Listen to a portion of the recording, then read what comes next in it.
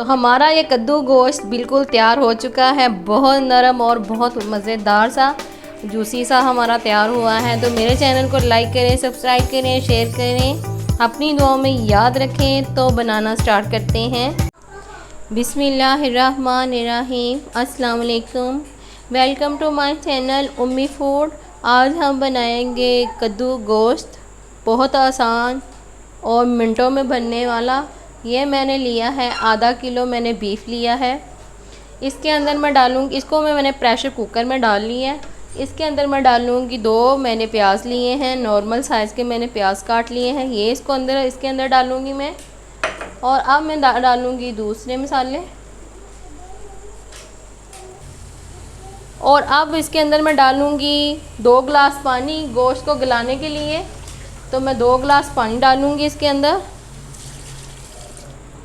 1 गिलास मैंने डाला, अब मैंने दूसरा गिलास। तो 2 गिलास मैंने पानी के इसके अंदर डाल दिए हैं जी। तो मसालों में शामिल मैंने प्याज डाल दिए हैं। अब मैं इसके अंदर डालूँगी लहसुन और अदरक। लहसुन को मैंने साबुत ही रहने दिया है, अदरक को मैंने चॉप कर लिया है। 1 चम्मच मैंने अदरक का पेस्ट लिया है। एक जो जवा होता है, प्याज होता है लहसुन का, वो मैंने लिया है। अब इसके अंदर डालूँगी मैं टमाटर। तो बिस्मिल्लाहिर्रहमानिर्रहीम। माशाल्लाह देखें इसकी लुक कितनी अच्छी लग रही है। इसके अंदर मैं अब डालूँगी टमाटर। 1 मैंने टमाटर लिया है, उसके मैंने 4 पीस कर लिए हैं। 3 मैंने सब्ज़ मिर्चें ली हैं, ये इसके अंदर डालूँगी। और अब डालेंगे इसके अंदर नमक और मिर्चें। तो माशाल्लाह ये देखें पकना शुरू हो चुका है मेरा गोश्त। और अब इसके अंदर डालूँगी मैं 1 चम्मच सुरख मिर्च। 1 चम्मच मैं इसके अंदर डालूँगी दड़ा मिर्च का। हाफ़ चम्मच में डालूँगी इसके अंदर हल्दी पाउडर। और नमक हस्बे ज़रूरत डालेंगे हम। इसके अंदर मैंने 1 चम्मच नमक डाल दिया है, पिसा हुआ। सूखा धनिया हम डालेंगे 1 चम्मच। और अब हम इसके ऊपर कवर लगाएंगे और इसको 20 मिनट तक पकने देंगे।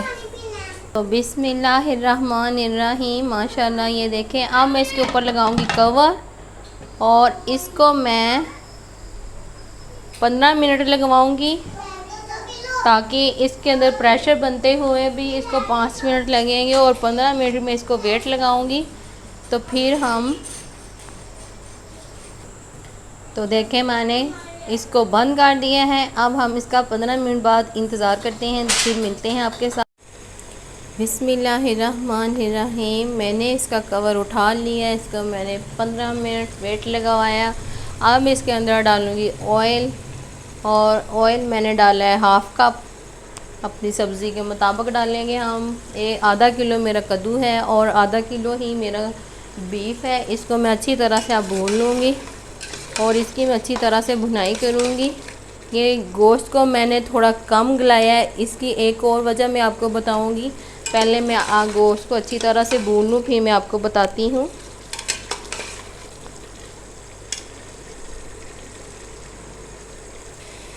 तो माशाल्लाह देखें इसका ऑयल बाहर आ चुका है। ये मज़ीद काफ़ी भुन चुका है। इसको मैं मज़ीद 2 मिनट और भूनूँगी।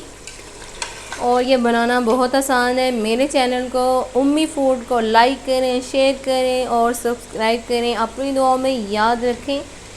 तो ये बहुत मज़े का बनता है और बहुत आसान बनता है। इसको बनाना बहुत आसान है। सब कुछ डाला, वेट लगाया और फिर बाद में कद्दू डालेंगे हम इसके अंदर। और फिर हम वेट लगाएंगे, फिर हम इसका देखेंगे कि हमने क्या करना है, मैं आपको बताऊंगी। ये बनाना बहुत आसान है और ये काफ़ी अच्छी तरह भुन चुका है।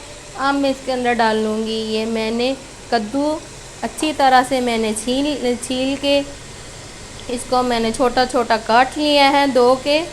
और अब मैं इसके अंदर डालूँगी। तो माशाल्लाह हम इसको इस अंदर डालते हैं।